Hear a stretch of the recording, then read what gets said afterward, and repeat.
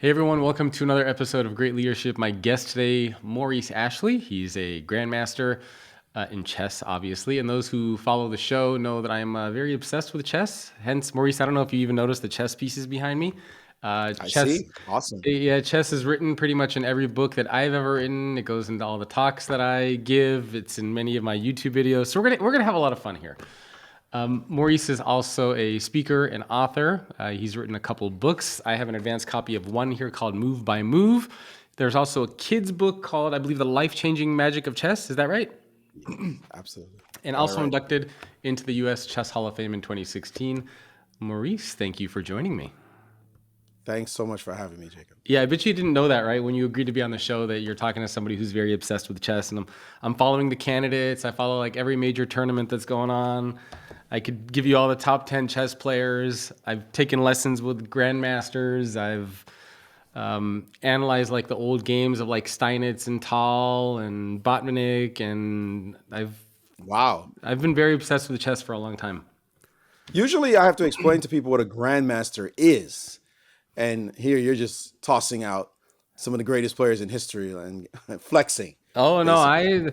no, but maybe you could explain to people who are not familiar with a grandmaster. I actually had Danny Wrench from chess.com on the podcast a few months ago, and we were talking about this as well. But for people who didn't tune into that, maybe you can give us a quick recap. What is a chess grandmaster? What does it take to get into that level? Because there's very few chess grandmasters in the entire world.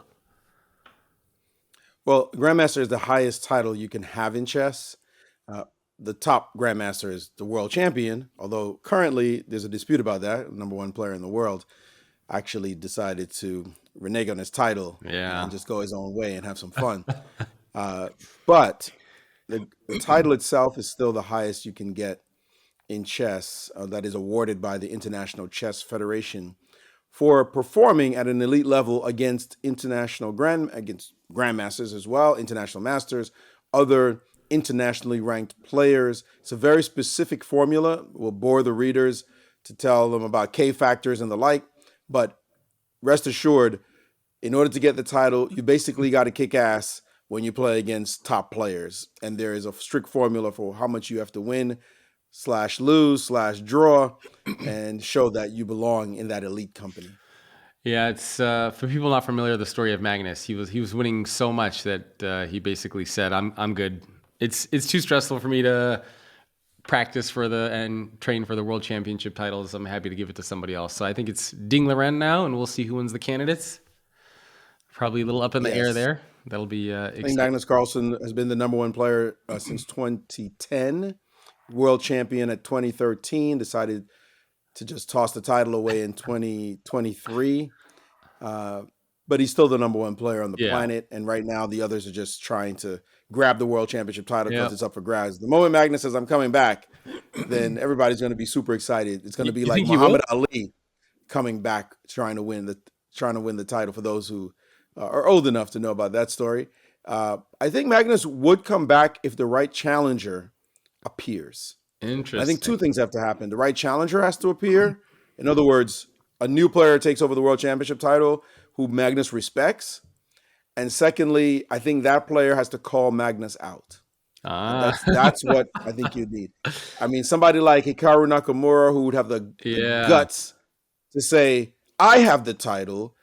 Come Forget about Magnus." come get it. And then I think then Magnus will say, "Ho, ho, ho, ho, ho, ho, wait a minute now. Yeah, yeah, that would be don't, interesting. don't, Yeah, don't put your foot on the gas too much because you might crash." yeah, And and I that's think if exactly what I think might bring him out. yeah, and if Jan wins the candidates again, he's already won twice. I don't think Magnus would be have any interest in coming back for Jan. Maybe Ferrugia come back and Yeah, you're play. tossing names your listeners may not know, but I don't think, frankly, either one of those players would get it done. I think it's going Yeah, to be one of the young Indian players, like a Pragnananda or a Gukesh. yeah, yeah, yeah. Those players are top notch, and they're under 20. And to be a world champion in under 20, maybe Pragnananda is 20 now. I think he's still 19, actually. Yeah. But Gukesh is only 17. Imagine you're the 17-year-old world chess champion.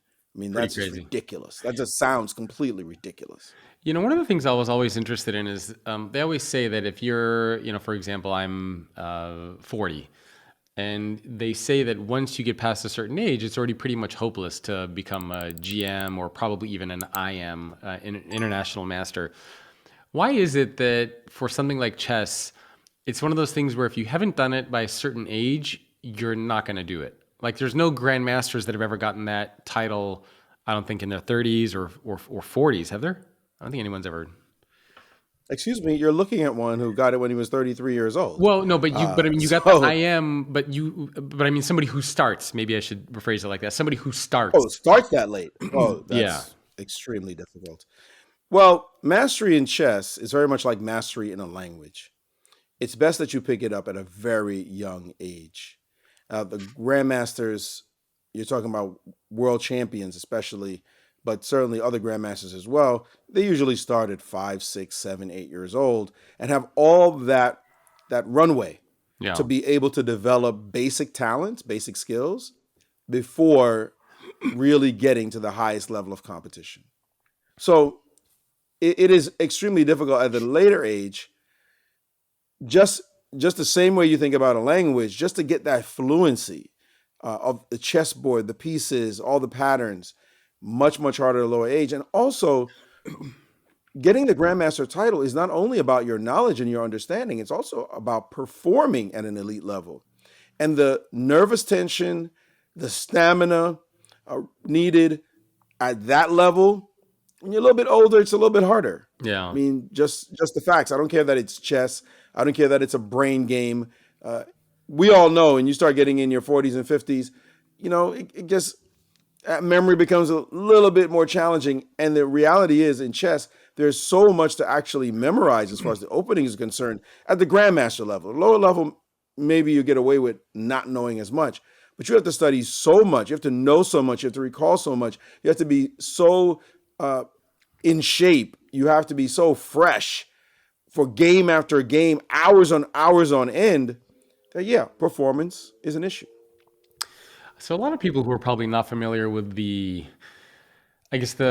what it's like to play in a chess tournament. I've played in a few. It's always the most nerve-wracking thing that I've done. Like, I've given speeches. I'm usually more okay with, speeches and giving talks for hundreds of thousands of people. I'm good with that. But the most nervous I feel is when I'm sitting across a chessboard playing one-on-one and it's quiet. All you can hear are the sound of the clocks of players hitting their clocks. That makes me so incredibly nervous and tense and stressed. I don't think people realize just how mentally taxing a game of chess is, especially at a high level for someone such as yourself. Can you walk through what is it like when you're playing in these tournaments? The preparation. You mentioned stamina, memorization of openings. A lot of people just have no concept of this. They think they just sit down on a chessboard and you start playing moves, and whoever finds a winning combination or a tactic wins. But there's so much that goes into it. Can you help people understand what goes into chess at a high level?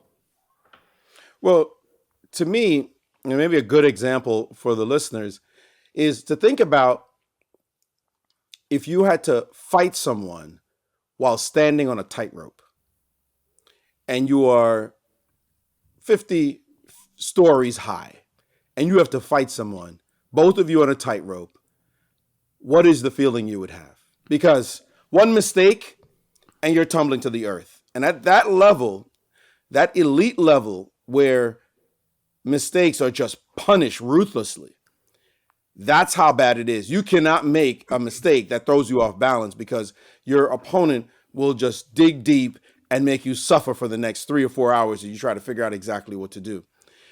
Your knowledge is important, yes. The amount you have to study. I mean, we used to study from the Encyclopedia of Chess Openings, 5 thick volumes, hundreds of pages each, where you study these opening lines and try to learn exactly what the best methods for play would be. Now we have databases with millions of games. You cannot memorize all those games. Nobody does. But you stick to lines that you hope you can learn better than your opponent and maybe spring a surprise on them that they've never seen before. But just because they haven't seen this move doesn't mean they can't figure out what the point of the move is. They have the ability to calculate many moves ahead. They have the ability to understand the purpose behind ideas and moves and say, wait a minute, I see what you're bringing. What about this move? And the reason why you're nervous, public speaking is supposed to be the number one fear for everybody, right? Chess But for me. here's the deal. The audience doesn't fight back. I mean, you might get a heckler here and there if you're a comedian, but usually you're giving a speech, you prepare your speech, you prepare your presentation, you're just going to press, an arrow forward for the next slide and you're good to go. Just keep talking. I can make a small mistake. I can pause. Oh, wait a minute. I didn't mean that. And the audience forgives you. You do that in a chess game? You are not being forgiven. That small mistake, oh, nope, you're not taking that move back. We're going to destroy you now. You should never have touched that piece. And in chess, it's touch move, of course. So the mental strain, because you have to try to be well near perfect when you're playing, and you cannot be perfect. And knowing full well that you may make a mistake at any time that might cost you the game. I mean, think about baseball. You hit 3 out of 10 times, you're in the Hall of Fame. Basketball, you can shoot 40%. What a shooter. Amazing shooter, especially on threes. You can't do that in chess. You can, 9 out of 10 isn't good enough. You make one mistake and you're getting blown off the board. So the kind of preparation needed, the kind of experience needed, years and years of experience, study, physical training, you mentioned that as well. The mind goes as the body goes. And if you are not in the gym, if you're not running, if you're not swimming, if you're not doing something to keep your stamina high, 3-4 hours in of intense competition, it's akin to those of us, those who have the experience of going to college and having to take college finals. Yeah. Try taking, you have to prepare for a college finals. Now imagine these games are 4, 5, 6 hours. Try taking 2 college finals back to back every day for 9 days. Yeah. And then come back and tell me how you feel. That's Stressful. what you have to do Very to be ready for chess. So on your website, you have this slogan, "Life is a chessboard." Why? What is the relationship between, or the skills that people can get from chess that are applicable to business, to life? Because that's one of the things that a lot of people want to know about, right? Is obviously chess is cool, but does it help you outside of chess? Well, that's what my book is about. Move by Move is all about this particular topic. So yes, absolutely. But I think a lot of chess players make the mistake of thinking that chess is just chess. Yeah. Magnus Carlsen himself, the world champion or former world champion, number one player of all time, made the statement that chess doesn't really teach him anything about life. And then he paused and he said, well, okay, maybe one thing. He said, chess helps me to make decisions under conditions of uncertainty. Like, Magnus, most business people are like, yeah, that's what I do every day. Like, Yeah. well, how could you say, he just tossed that one out there. Oh, that's just one of them you have. And actually, it was Gary Kasparov who wrote a book, How Life Imitates Chess. Yeah. He wrote it about 15 years ago. And in the book, he said when he was playing chess, it was all about crushing his opponents. He never thought about the benefits chess could have. It wasn't until he retired and looked back on his career and realized also, as he was venturing into other areas, that chess had influenced him so much. So I think everybody can understand chess as a brain game, as a strategic game, as a game of planning, as a game of intuition, creativity, as a game that requires patience. All that combines to things that we obviously need and can use in business, in school, and in life. Did you know that 96% of the people who watch videos on this channel are not subscribed? Do me a favor, subscribe to this YouTube channel so that you can get access to more videos just like this. It literally takes you 1 second and it helps the channel quite a lot.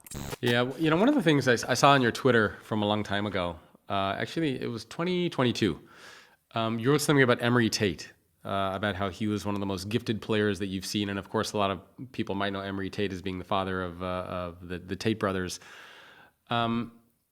What was so special about the way that Emory Tate played, or even other players that you look up to and admire? Like what did somebody like Emory do that maybe other players did not? Because one of the other things that I think people have a hard time grasping is that there's different styles. Like what makes Emory Tate different than Maurice Ashley versus Magnus Carlsen versus a Judith Polgar? Like everyone has their own style. It's kind of like art, right? So what makes some of these players so great, like an Emory Tate? Why did you say that about him, that he was so special? Your question of style is an important one. You usually play chess the way your character goes. Right? The kind of person you are will be reflected in your chess game. So if I like to take risks in life, when I come to the chessboard, I'll be looking to see how I can take risks at the board. Interesting. If I'm more conservative in life, then at the chessboard, I'm not just going to suddenly turn into a wild man, right? Because that's not my outlook on life. That's not my modus operandi. I'm a cool, calm character. No, that's how I'm going to play on the board. And you'll see that in styles. In Emory Tate's case, he was an extreme risk taker.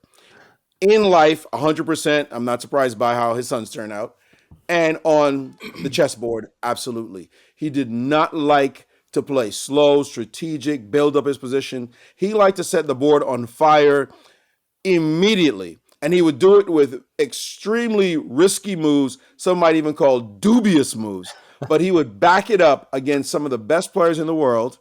He would also go down in flames and like in ridiculous fashion against some of the best players in the world. And he didn't care. Either way, he wanted to have a knockdown, drag out, all out, crazy war. And he brought that to the board. So it was really fun to watch him play. It was even more fun watching him talk about his games afterwards because he was one of the best chess commentators who's ever lived. He never had a job officially as a chess commentator, but the jokes he would make, the comments he would say during his games afterwards, during his analysis, he would have a crowd of people around him. Just absolutely, they'd be ready to throw money the way he was talking. So in such an incredible way about the game itself. So he was quite a character. Wow, I didn't know that about him. So people really loved his commentary as much as his chess, huh? It was just, I'm serious. I'm sure there are pictures of him where he's just right in the middle giving commentary. Going over his game and showing what his thoughts were and how he crushed some clown. And everybody would just be around, surrounding the board, straining their necks, craning their necks. Well, what's that last move? Oh my God, look at that. It's incredible. It was a real joy to listen to him. Yeah, I'm going to see if I can find some of that stuff on YouTube. There must be something, some commentary there. He did his best stuff in the 90s, so I don't know you're going to find it. Yeah. Is there a particular game of yours or a particular tournament of yours that most stands out as being something very memorable? And do you have a story behind it? I have a bunch of memorable games. Probably the biggest game of my life, one of the turning points of my life, I mentioned in the book, when Grandmaster Alexander Shabalov was watching a game of mine. I was playing against another Grandmaster, Michael Betzold. And if I defeated him, I would get the Grandmaster title. And I knew it by the numbers, everything added up, and just had to win this game. And there was a moment in the game where I had to make a decision. It was between taking a pawn in the middle of the board, a lowly pawn, or capturing a rook with my bishop, which is in chess is called winning the exchange. Rooks are better than bishops normally. And I had a choice to make. And I took the rook. Greed wins. And it was the wrong decision. Oh. I ended up getting crushed after that. After the game, Shabalov, who was watching, saw and he said, you probably should have taken a pawn. And I'm like, you're telling me now. Where were you? Nice to know that, during that moment. And then he said these words to me that I'll never forget. He said, in order to become a grandmaster, you must first be a grandmaster. And that was some Yoda stuff, You're just like in a tournament hall and somebody says that to you. You're And like, when I "Oh, reflected on it, I understood what he was talking about. That is, a lot of times we're chasing a goal, and all we're thinking about is the destination. We're yeah, thinking about the points we need. We're thinking about everything that it took to get there, how important this is, how it's going to change your life. But in that moment of the necessity to perform at a high level, none of that matters. What matters is how good you actually are. That you are just playing the game. You're not distracted by anything around you. You have trained yourself for this moment. And the Grandmaster title is awarded to you because you are that level. yeah, You are that thing. You don't become it because you get the title. You walk in as a Grandmaster and you just prove it on the board. And that just changed my outlook. I stopped counting the numbers as much and just went into the lab and said, what do I have to be? How do I have to be better as a student, as a player, as a person, so that when I'm sitting at that board, I just make the right decisions. And I don't think about anything else. I don't think about whether or not this could lose me the game, win. That's all irrelevant. It's all about playing. And that game and that moment changed my life. interesting." And it's funny because I thought when you started the story, you were going to say that you became Grandmaster after that game, but it's actually you ended up losing that game, and it's what he said that kind of transformed. Do you still communicate with him? No, I haven't. I mean, I saw him when he was inducted into the U.S. Chess Hall of Fame a few years ago. But Does he remember that you know story? that I don't know if he even remembers. It was 20, 25 years ago when it happened, 26 years ago. Wow. So I probably should ask him at some point, but it was Yeah. definitely a turning point. And like I said, that game, I mean, it resonated for me beyond the chessboard, right? Anything you want to be successful at in life, it's the journey that gives value to the destination. And so you can't worry about the goal. The goal will blind you. The goal will distract you. Many people say, just focus on the goal. Yes, have the goal, but focus on the steps along the way and the lessons that you're learning as a result of having that goal, because those are the ones that will stay with you forever and will change you forever. Yeah, and that's very relevant to the business world, to leadership specifically, because we get a lot of leaders who listen into the show. Is there another moment? I love stories. And so when I know that when I would listen to your commentary and all the different chess tournaments, you always have these great stories. You and Yasser. Yasser is famous for Yasser Serouan's got stories about, just random, very obscure stories from life and from history that he brings into the chess world. And the two of you would frequently, banter and share stories. Is there another particular story or moment that is particularly poignant for you? This one is actually not at the chess board itself. This is a life story that really, you talk about leadership matters, I think would be relevant to a lot of folks. My mom in 1968 came to the United States from Jamaica, where I was born, where we're from, April 3rd, 1968, in fact. And she came here, she left the three of us, me, my older brother Devon, and sister Alicia, in the care of her mother, my grandmother, our grandmother. And she came here, the typical immigrant story, to make a better life, get some money, become a citizen, sponsor us, then bring us to join her. On April 4th, 1968, Dr. King, Martin Luther King Jr., was shot and killed in Memphis, Tennessee. And the next day, my mother describes how the very first thing she saw on American television was the country on fire as riots broke out in over 100 U.S. cities. And there was a decision for her to make right at that moment. Was, this place is crazy. There's anger, hatred, and division. Should I just get on a plane and go back home and save myself all this hassle? Or do I stay?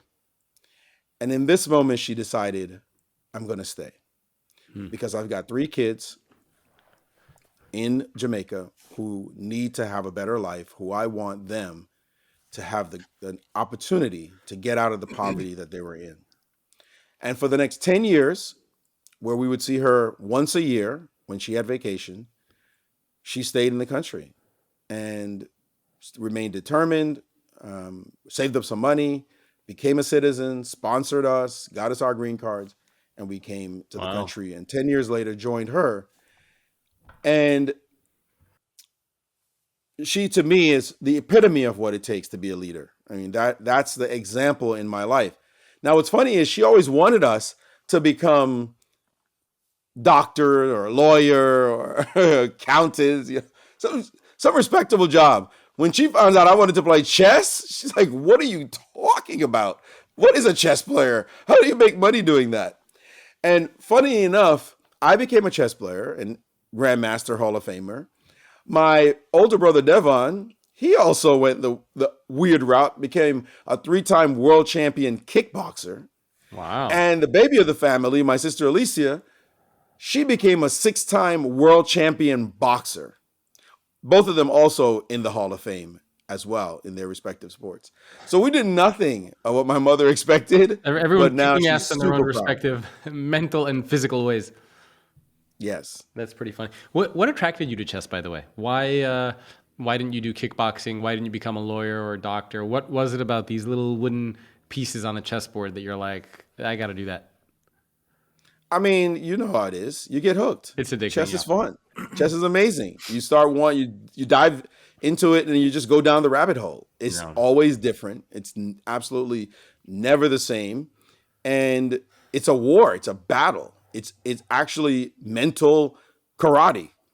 And you have to play chess to know what that feels like. And then you talk about that feeling of knowing that if you make a mistake, your opponent's going to toast you. And when you're coming up, it happens a lot. You just suddenly get punched in the mouth. When I played my first game in high school against a friend of mine, and he crushed me, I didn't even know what happened. Like, you just, like, what? You just got schooled. And then I found out they were chess books. And this is 14 years old, knowing nothing about chess, finding out about chess books, and starting to read it and be like, what? Wow, there's a whole world here to study. And imagine you're going to fight a war. You're like World War II, like General Patton puts a map in front of you and says, you're going to study this, and we're going to go out there and go to war. And that's for microcosm on the chessboard. That's what it is. And that's why we love it so much. Yeah, I'm teaching my daughter how to play chess. She's turning 8 in September. She has her first chess tournament coming up in June. Oh, And wow. yeah, I'm very nervous for her. We try to play a little bit of chess every day. But, one of the things that I find very interesting, I struggled with this too, and it's also very relevant to the business and leadership world, is knowing when to follow rules and when to break them. So, for example, we'll play chess, and I purposely try to make mistakes to see if she'll find them. And so sometimes she'll inadvertently play like the Scandinavian opening or something like that, where people not familiar with it, you kind of temporarily sacrifice a pawn. And my daughter won't take the pawn. And I'll say, Naomi, there's a free pawn in the middle of the board. I took your, why don't you take my pawn back? And she'll say, oh, because my chess teacher told me to never move my queen out. And so, it's like those little rules that you have, like knights before bishops, don't move your queen out too early. And sometimes we take, and in business and in leadership too, right? Sometimes we hear these guidelines and we make them these permanent rules never to be broken. And as a result, we have a hard time breaking them. And even when I would take chess lessons with, JJ, Ali Marandi. So he was 7 Samurai on chess.com. Okay. So I would take a bunch of lessons with him, and when I would do lessons with him, he would tell me the same thing. He'd be like, oh, why aren't you doing this? Or like we would be going over openings, and he would constantly say that I'm in like autopilot mode, where I would just play the same moves, assuming it's the same opening, even though there would be a slight difference. And I was so stuck in my head of just following a rule and being so scared to break out of that rule that I had a very hard time doing that. So how do you, I guess, in chess and in business, know the difference between the rules that are there and when to break them, right? Because sometimes you do want to move your queen out early. Sometimes you do want to move bishop before a knight. Sometimes you don't want a castle.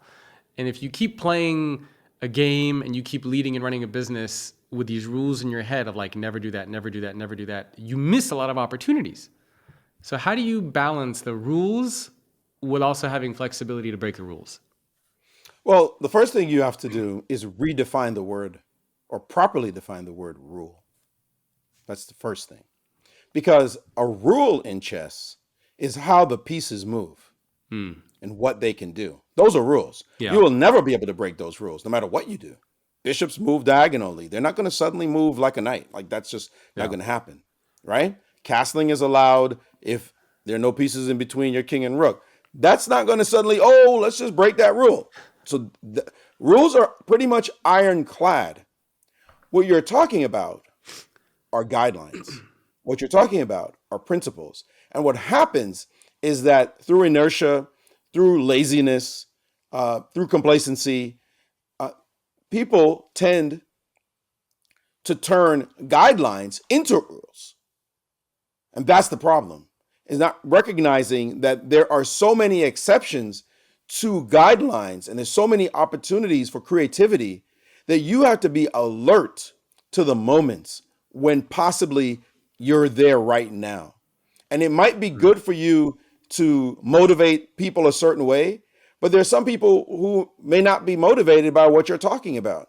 You might think, money is a good way to get people excited. I'm going to give them a raise. Some people are not concerned about money. Some people are concerned about performance or creativity or looking good in front of others. So you have to identify in that moment whether or not the guideline, of which there are many, and many that compete with each other, by the way. Like the idea that it's a nice thing to get your king out of the middle early because you might get checkmated if you leave the king in the middle of the board.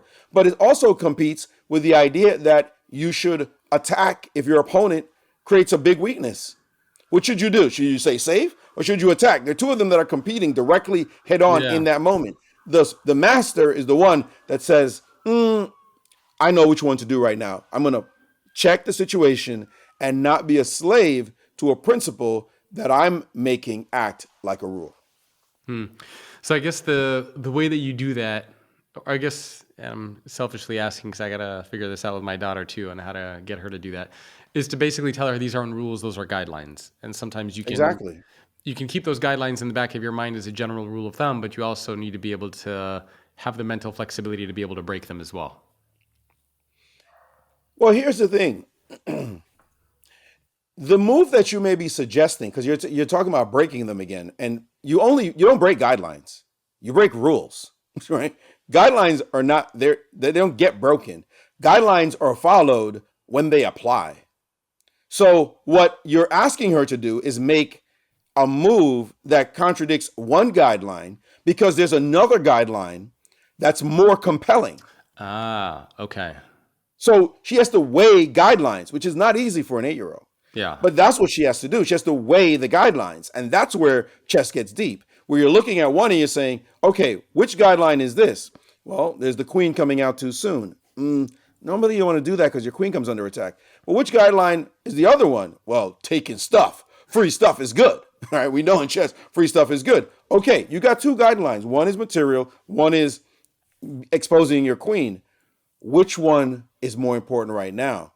And that's where she's going to stop and look at you and go, Daddy, I don't really know. And which one am I supposed to follow? With experience, with time, with experimentation, she'll get there. But that's what the point is. She's not about breaking rules. Yeah. If you think it's breaking rules, psychologically it becomes more difficult to do. Yeah. I have to break this rule. No, I have to weigh between the two options and see which one is the right one in that given setting. Yeah, that's good feedback. I like that. One of the other things that I read in your book, which I found very interesting, is you cited, I think it was a research study that said that top chess players, when they're looking at positions, they're actually looking at fewer positions, not more of them. And I think a lot of people assume that when a chess player is playing a game, they're just looking at all sorts of positions. They're looking at like hundreds, thousands, and just analyzing everything. But I was very surprised to actually learn that top grandmasters really focus on fewer positions instead of more. So can you talk a little bit about that? Because I also see a lot of applications in the business world and in the leadership world, because to me, that correlates to, a great leader isn't going to sit there and think about 100 different situations and positions and scenarios. He or she's going to identify maybe 2, 3, 4, maybe 5 potential scenarios to go down, and they'll kind of think through that. So what's the application there between looking at fewer positions in chess and also, leadership in business? Levon Aronian, who was number 2 player in the world, Grandmaster, he told me something very funny, and it's so dead on point. He said, a strong chess player has no problem finding an extremely difficult move if it's the only one on the board. There's only one move to play. He'll sit there, he'll analyze, he'll go, I only got one thing to do. What am I thinking about? Boom! And he'll play the move. And you'll be amazed, but it's the only thing that solves the problem. He said the hardest thing is when you give us a bunch of good moves. There's 4 or 5 or 6. Now you got to look at options. Wait a second, I got to calculate all these moves. So what a strong player wants is to cut through the fluff and all the complications and complexity, all the brainstorming. You could sit in an office and everybody brainstorms and comes up with, we could do it 15 different ways. Nobody wants to try to look at 15 different ways. What we want are the 2 or 3 most compelling that fit this situation ideally. So we can reduce choice. In this case, choice is not good. We love freedom of choice. That's great. Not when we need to make a critical decision. What we want is one of the best choices, limited ones that we're going to look at. So you shouldn't be looking past 3 choices. Like, you just shouldn't. It's already way too many. And one of the problems there is that people fall for the best move fallacy, I call it. The idea that there's one best move. There's like one best move. So we're going to be looking at a bunch of options so we can find the one best move. There might be 2 or 3 good things to do. And so a strong player just wants small choices, judge between the 2 or 3 that look pretty reasonable, and then pick one that fits the circumstance. It might be that the best move, theoretically speaking, is the worst move against your opponent, because it takes the game down a line where your opponent is very comfortable, very familiar. The competition goes, we know what that one's all about. And a better move is the one that takes them into murky waters. It's not better mathematically than the other one, but it's better for this situation. And a great leader, a great chess player has to be able to judge those factors, not accuracy, not precision, but personality, potential effectiveness, potential surprise value. Those are the things we're looking for. And that's what real chess and real leadership is all about. If you're listening to this podcast, I'm willing to bet that you are interested in excelling in your career. Maybe you're interested in becoming a better leader. Maybe you're trying to figure out how to future-proof your organization or to create more engaged employees. If you really want to step up your game and get more insights, more strategies, more tips, and actionable things that you can apply, then you should head over to greatleadership.substack.com.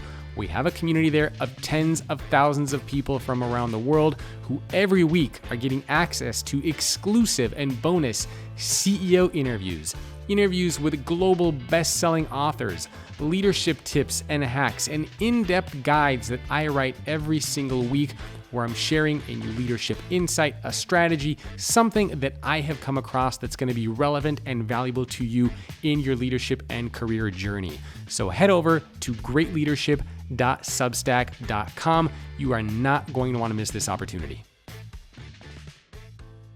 Yeah, that's interesting.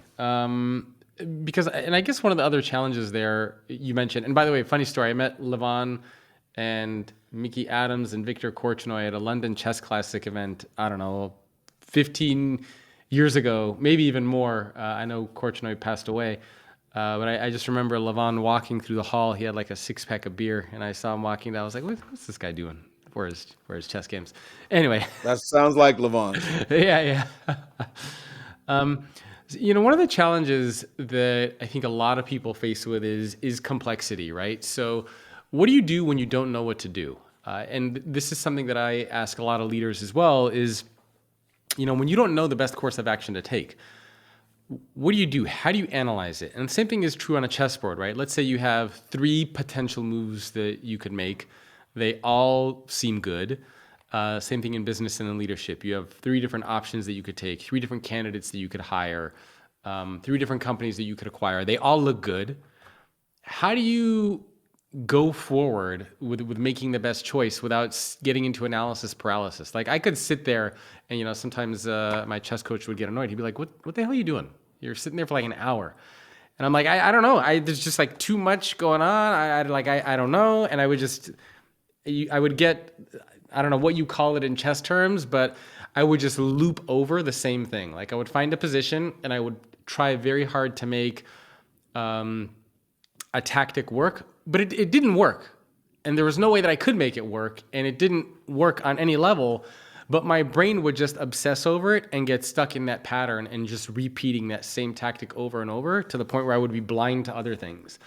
And same thing in business and leadership, right? Oftentimes we pick a path, we pick a direction, and we assume that that's the only path that we can take. And we push everything else to the side. We don't want to be adaptable or agile or nimble. We just kind of full steam ahead, regardless of what else might come along our way.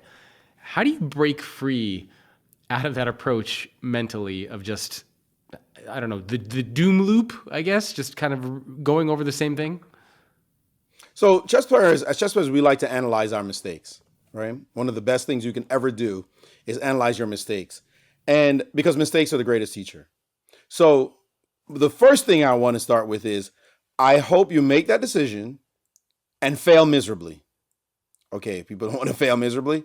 But when you fail, now you need to analyze the lesson and look at it and say, that's what I'm doing. I did it. Now, wisdom, as a friend of mine said, is not making mistakes. Wisdom is not making the same mistake twice.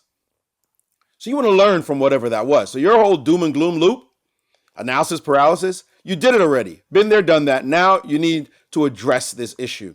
And John Nunn, you talk about London, Dr. John Nunn, was a great mathematician, great chess player as well, and wrote some brilliant books. One of his books, Secrets of Practical Chess, and note that word practical, Secrets of Practical Chess. He said in this book, four of the best words I've heard as advice for what you just described. He said, long think, wrong think. In other words, the longer you sit at a chessboard thinking about the position, the more likely is you're going to make a mistake.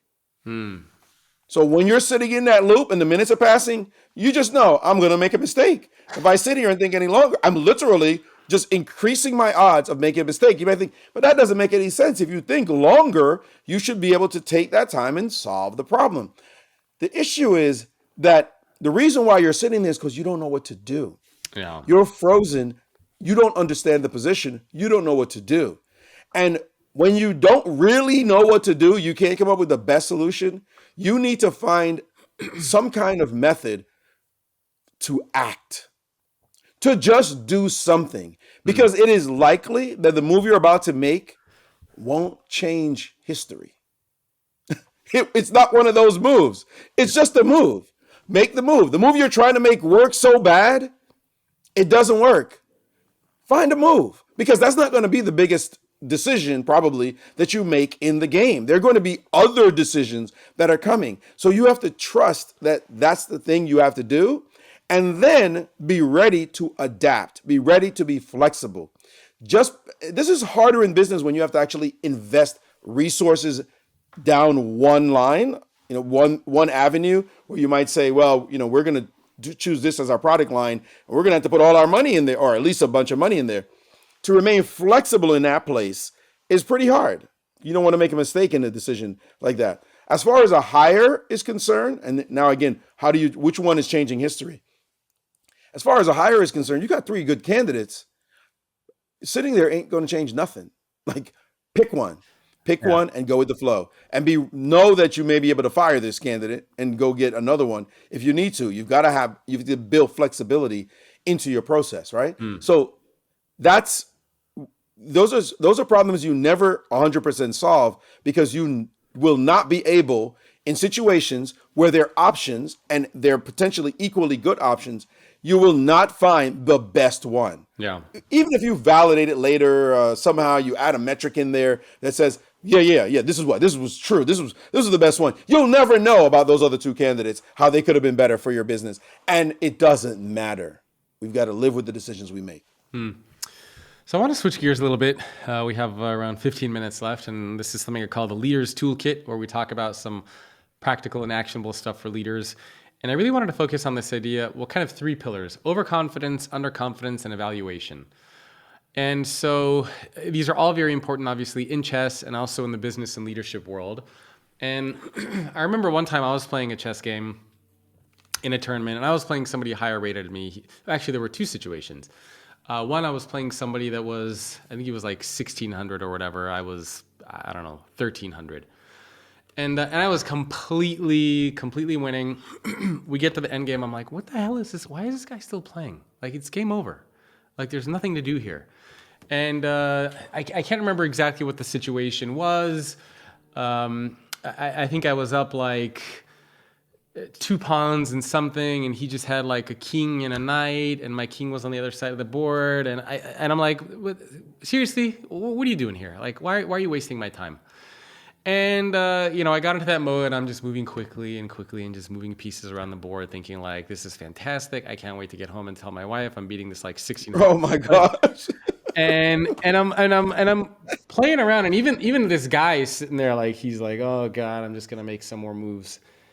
And then it gets to a point, I'm like, it's a draw. And there's nothing I can do about it because my king was too far away from my pawns that were down the board. And he was able to sacrifice one of his knights. I had to take back. He took, and it was a draw. And I was in that position. I was so overconfident that I don't know what part of the brain it was that shuts down. Like the calculation part shuts down. The brain, the sloth brain. Yeah, and it was like emerges. a different person sat down at the chessboard and replaced the person who was playing well this entire game. And even I went over the game with my coach. He's like, "Yeah, this was a great game. What the hell happened here in these last like 10 moves? You just threw it away." Again, the same thing, very true in business and leadership. Sometimes we get in these situations where maybe we're winning. We have a good quarter, a good year, and then all of a sudden we get smacked across the head and numbers go down. How do you deal with this, the overconfidence, like to stay grounded, to make sure that it is the same brain, the same person that's there? Any advice or suggestions on that? Again, not just in the chess world, but in the business world. My conversation with Maurice Ashley continues for premium subscribers of Great Leadership Plus, only available on Apple Podcasts. And when you subscribe, you will get access to bonus conversations just like the one with Maurice. You'll get one of those every single week, as well as ad-free listening. I hate ads. You probably hate ads. So if you want to remove all those ads, become a premium subscriber to Great Leadership Plus. And if you do so, you will get access to this bonus conversation with Maurice right now, where we talk about how to deal with overconfidence, underconfidence, and evaluating positions. This is relevant not just on the chessboard, but especially off the chessboard. So if you're always winning and all of a sudden you stop winning, right? How do you deal with that overconfidence that you might have, or the underconfidence that you might have? Or how do you evaluate a position where you're not sure what to do? Again, very relevant to the chess world, very, very relevant as well off of the chessboard as well. So if you want to get access to this, to that episode, as well as these weekly episodes and ad-free listening, again, head over to Great Leadership Plus. That is only available on Apple Podcast. And thanks again for tuning in and listening. If you enjoyed this episode, please send it to somebody who you would like to see become a better leader. I'll see you next time.